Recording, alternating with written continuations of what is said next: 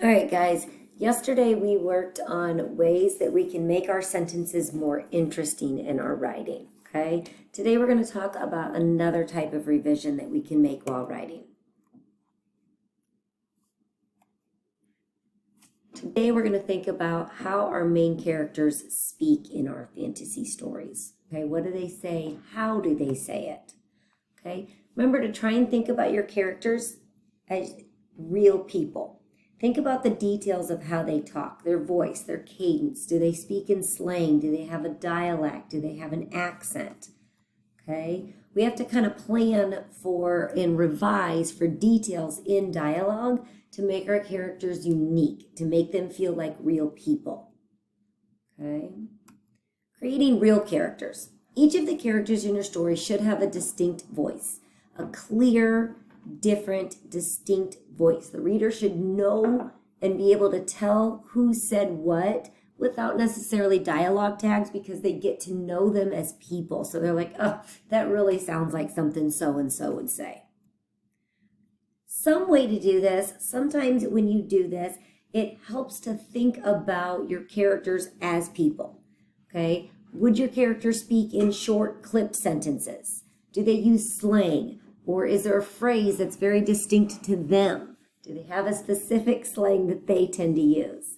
Do they have an accent or a dialogue from where they're from? Okay, let's think about ways that we can do this. Okay, first of all, think of two teachers. Okay, maybe think of your fourth grade teacher, Mrs. Polly or Mrs. Gates. Okay, and maybe me. Okay, or you can think of Mr. Carpenter and myself. Do we sound the same? Do we talk the same? Do we act the same? No, of course not. Mrs. Polly and Mrs. Gates are both fantastic teachers, right? Wonderful ladies. But they don't exactly sound like me, do they? Sorry, guys. My kitchen light turns off automatically on me sometimes. So think about the things that I say and the way I speak and how that's different than the way Mrs. Polly speaks or Mrs. Gates talks, right? Like Mrs. Gates, of course, has her fantastic Southern accent, right? Like you gotta love listening to her.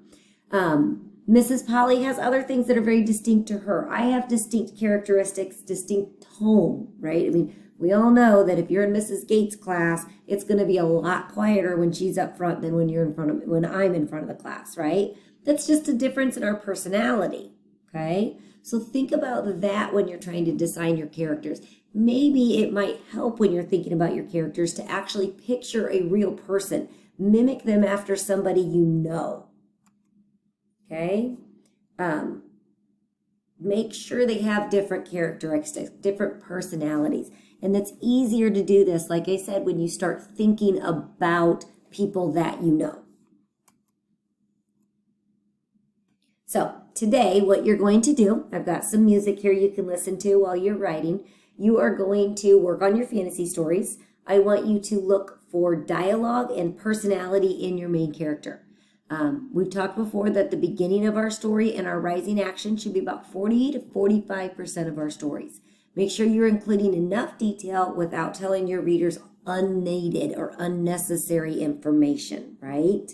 Okay, that's what you're going to work on for today is revising for not just dialogue, but distinct dialogue that fits your character's personalities, okay? Have at it. Let me know if you need any help. Bye, friends.